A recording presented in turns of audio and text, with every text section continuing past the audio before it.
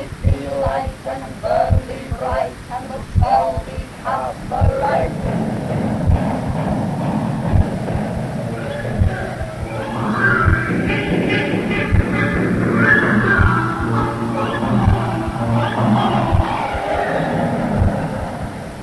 A spell of witchcraft.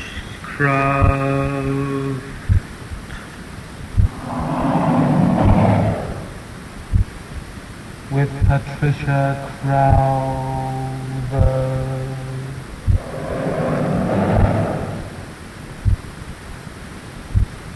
This week, the ritual.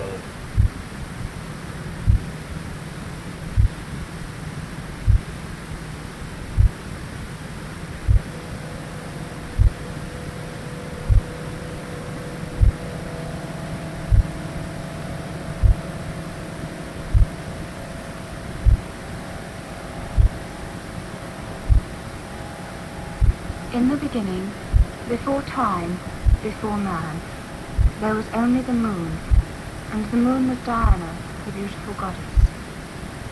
Sad, lonely and silent, she wandered alone.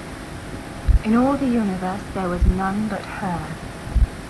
She sought the world over for a lover, but there was only her own reflection in the waves of the oceans. Her tears formed the rain which sprinkled the earth. Solitude was her only companion. Her sighs formed the wind that blew over the seas as she searched for a friend. Diana was a child of her own desire, desire the only emotion on earth, desire driving her on, and from that desire was born the dawn, and from the dawn came the sun, and from the sun came the first angel of light, and that angel was Lucifer, God of light.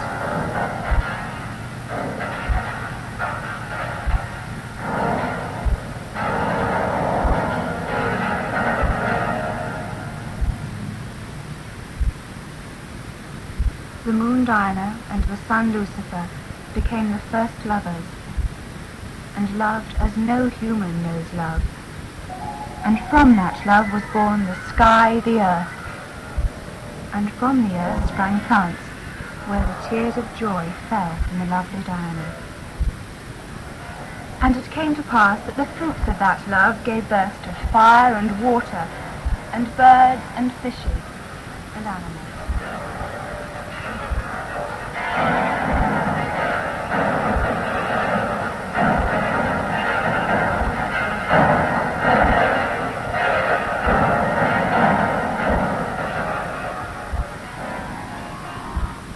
That was part of the legend of the goddess from the witch's own sacred book of law called the Book of Shadows. Call it, if you like, the witch's Bible. This book is handed down from one generation of witches to the next. Most witches burned their books during the persecution times, but nevertheless a lot of knowledge has been handed down by word of mouth. I'm very lucky, as I have a lot of rituals going back at least 3 generations. These were sent to me by an old lady in Inverness when she saw me on TV. She also sent to me her athame, or witch's knife, which was made by her great-grandmother. This knife is used for invocation and consecration. This week I'll give you some idea of the rituals of witchcraft. For the working of magic, the witches always meet when the moon is full, as that is a time of maximum moon power. This was Robert Burns' impression of a meeting of witches. Warlocks and witches in a dance, they cotillion brought new frae France, but hornpipes, jigs, strathspeys and reels put life and metal in their heels. A winnock bunker in the east, and there sat out Nick in shape a beast, a towsy type, black, grim and large, to feed him music was his charge. He screwed the pipes and made them skirl, till raff and rafters all did dirl, and coffins stood round like open presses that showed the dead in their last dresses. By some devilish crafty sleight, each in his cold hand held a light, by which heroic Tam was able to note upon the holy table the murderer's banes in gibbet irons, 'twa span lang wee unchrist'ned bairns, 5 tomahawks with blood red rusted, 5 scimitars with murder crusted, a garter which a babe had strangled, a knife a father's throat had mangled, with mair of horrible and awful, which to name would be unlawful. As Tammy glowered, amazed and curious, the mirth and fun grew fast and furious. The piper loud and louder blew, the dances quick and quicker flew.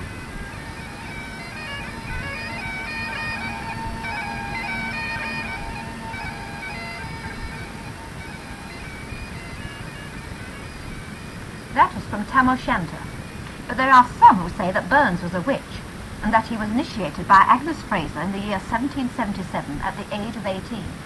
At any rate, Burns tells us about the wise woman who prophesied at his own birth. He'll have misfortunes great and small, but I a heart abun them all. He'll be a credit to us all. We'll all be proud of Robbie.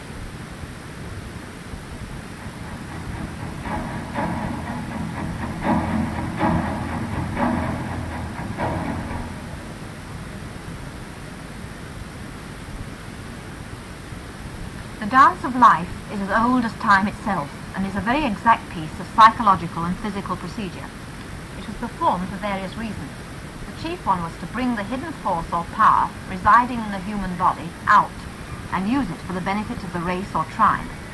Sometimes it was done to give power to the gods as a simple sacrifice or thanksgiving. The ancient people saw the stars glide across the heavens and return to their places.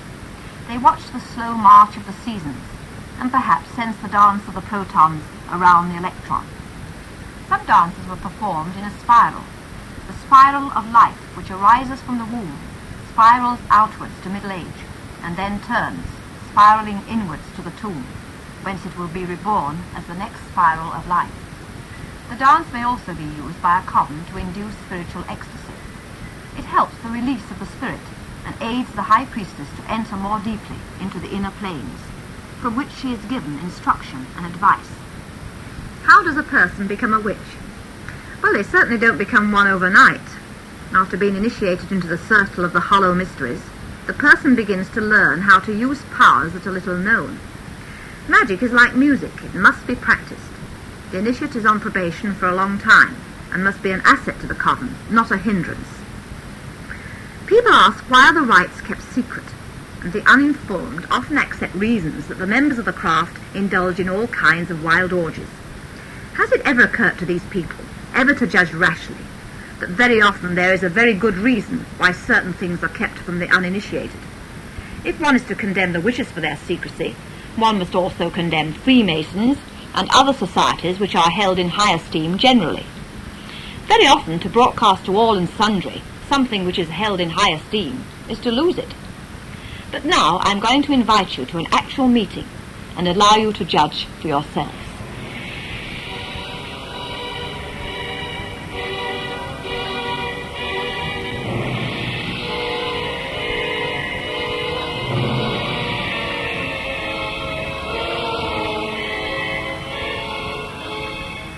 I am now in the room where I perform the witchcraft rituals. It is quite a small room.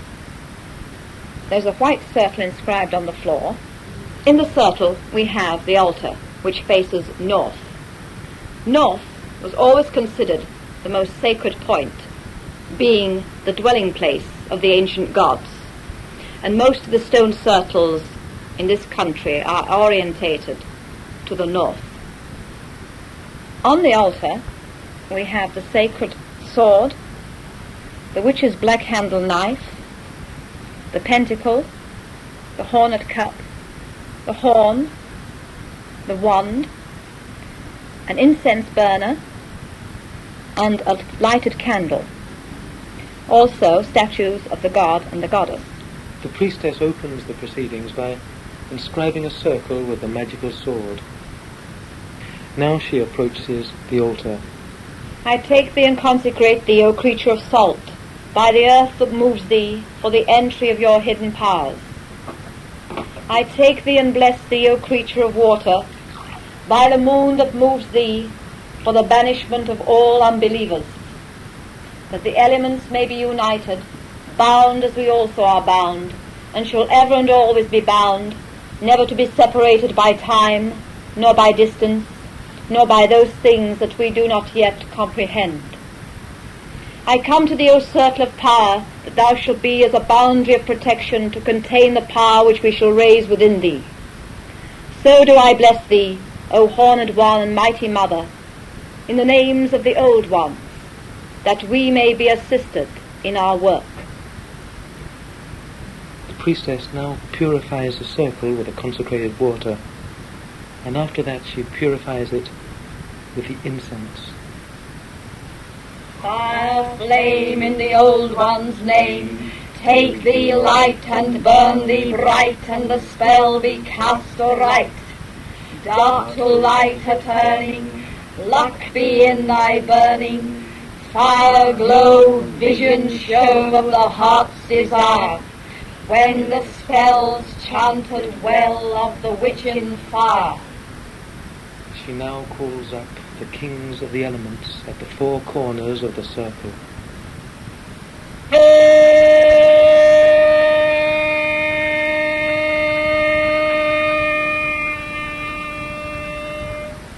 I summon stone, call ye up, ye mighty ones of the east, to be witness to the rites and to guard the circle.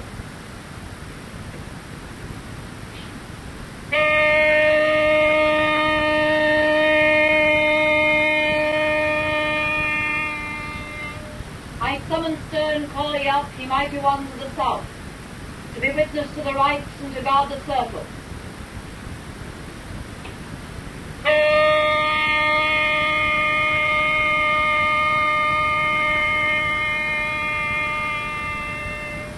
I summon stern, call ye up, ye mighty ones of the west, to be witness to the rites and to guard the circle.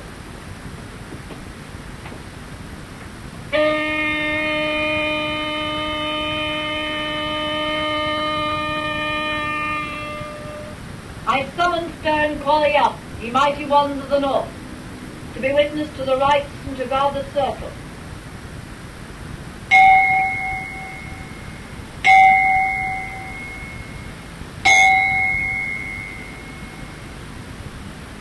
I am the veiled Isis of the shadows of the sanctuary. I am she that moveth as a shadow behind the tides of death and birth. I am she that cometh forth by night, and no man seeth my face. I am older than time and forgotten of the gods. No man may look upon my face and live, for in the hour he parteth my veil, he dieth. There are two deaths by which men die, the greater and the lesser, the death of the body and the death of initiation. And of these two, the death of the body is the lesser. The man who looks upon the face of Isis dies, for the goddess takes him. They that die thus go by the path of the wellhead that is beside the white cypress. He that would die to the birth, let him look upon the face of the goddess in this mystery. Be far from us, O ye profane, for we go by the path that leads to the wellhead that is beside the white cypress.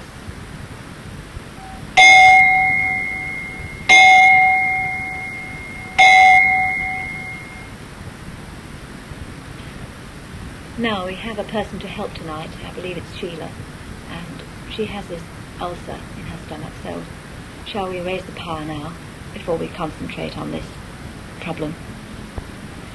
Fire, flame and fire burn, make the mill of magic turn, work the will for which we pray. I-O-D-O-I-A, air breathe and air blow, make the mill of magic go, work the will for which we pray. I-O-D-O-I-A, water heat and water boil, make the mill of magic toil, work the will for which we pray. I-O-D-O-I-A, earth without and earth within, make the mill of magic spin, work the will for which we pray. I-O-D-O-I-A, fire, flame and fire burn. This chant could go on for about half an hour, with the people going round and round in a circle, getting faster and faster. The power is now raised, and everyone can now concentrate on the person to be healed. The priestess now raises the sword. She points it in the direction where she calculates that the person would be. This means the sword is pointing the power in the direction of the person to be healed. Sheila will be healed soon, so mote it be, so mote it be. Sheila will be healed soon, so mote it be, so mote it be. Sheila will be healed soon, so mote it be, so mote it be. Sheila will be healed soon, so mote it be, so mote it be. Sheila will be healed soon, so mote it be, so mote it be. Sheila will be healed soon, so mote it be, so mote it be. Sheila will be healed soon, so mote it be, so mote it be. Sheila will be healed soon, so mote it be, so mote it be. Sheila will be healed soon, so mote it be, so mote it be. Sheila will be healed soon, so mote it be, so mote it be. Sheila will be healed soon, so mote it be, so mote it be. Sheila will be healed soon, so mote it be, so mote it be. Sheila will be healed soon, so mote it be, so mote it be. Sheila will be healed soon, so mote it be, so mote it be. Sheila will be healed soon, so mote it be, so mote it be. Sheila will be healed soon, so mote it be, so mote it be.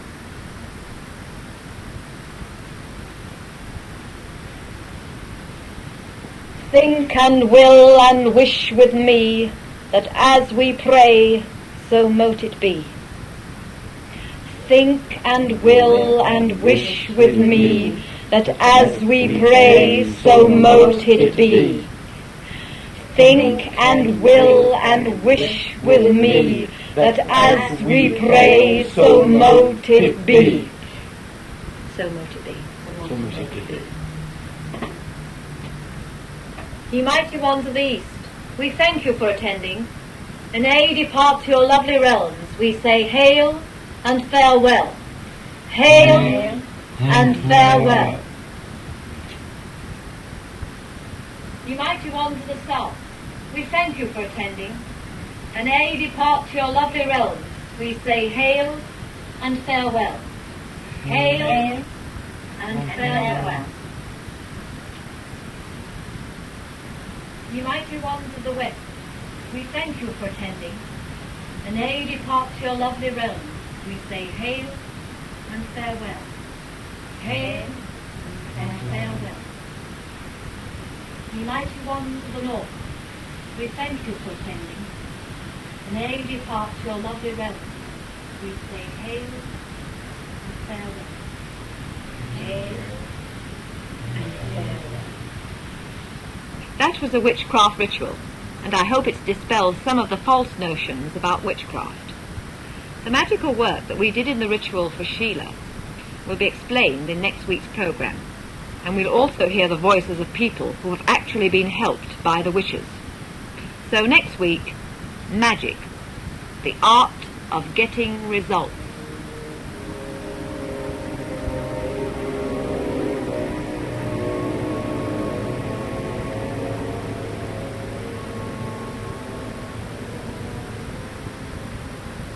Pass in silence, Diana, through the darkest night, towards the dawn when shall emerge Lucifer, wearing the crescent horns of the moon upon his head. Pass then, O night, and lead towards light, and then, O initiate, pass through from darkness into light. Ye who take but one step on this path must continue to the end, for this path is beyond life or death.